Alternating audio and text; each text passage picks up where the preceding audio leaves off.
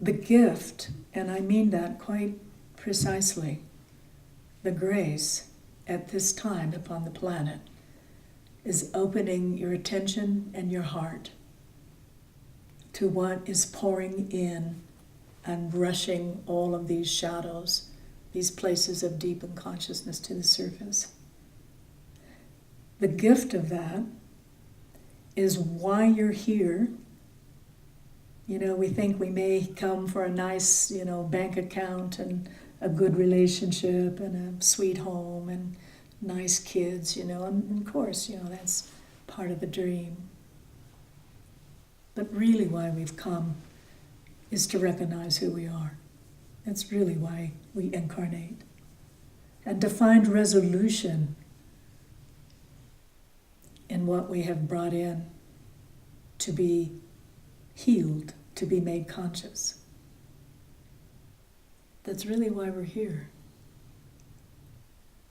So turning towards that with this great influx of brilliance, this great light, this great flooding of the planet, then allows you not to push away the chaos that's arising in yourself or the planet or, the collective. That's not the point. It's not to hold out and find your cave and see if you can't, skip out of this madness. It's more to come from what you are in the best way in this moment that's possible.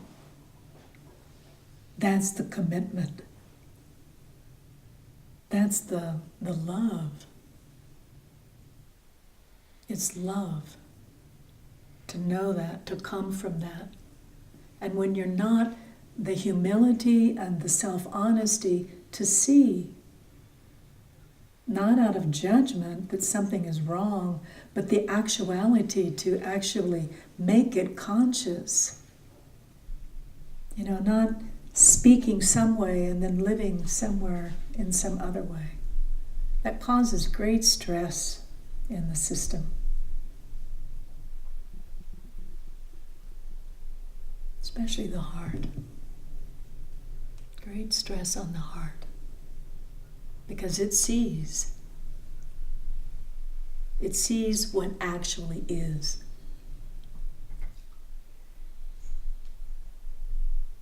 So finding the stillness, the sanity, the stability, the ground, the stable ground, the iron mountain of your rooted nature, the nature that we all share without exception.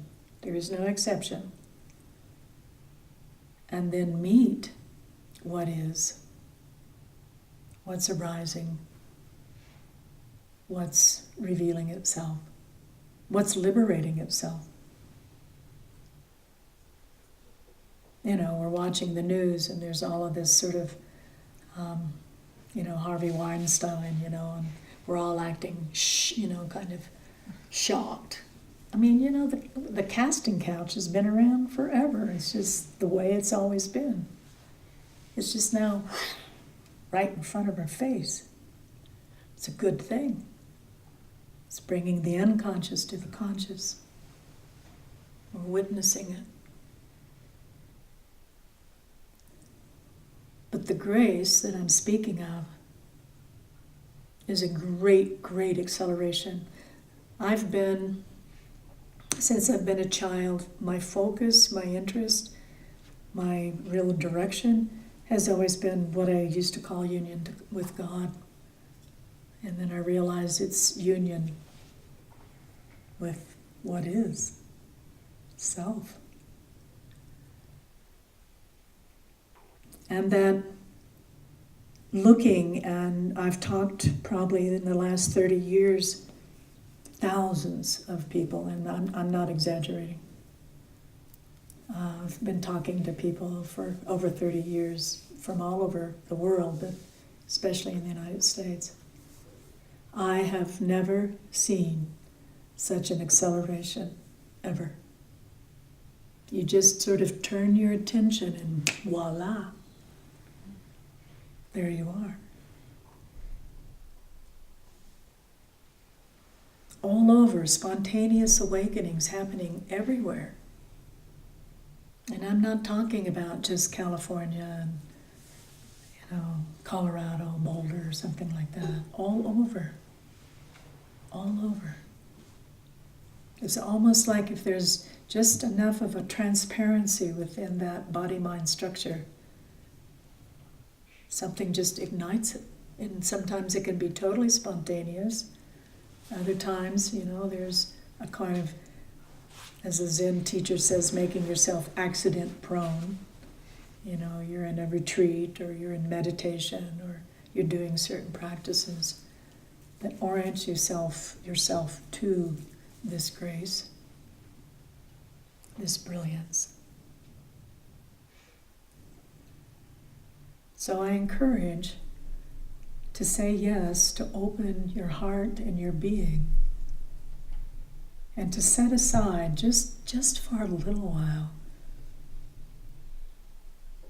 the idea about yourself, either the conditioned idea or the spiritual idea or the training that you receive from your parents, from your culture, just for moments throughout the day.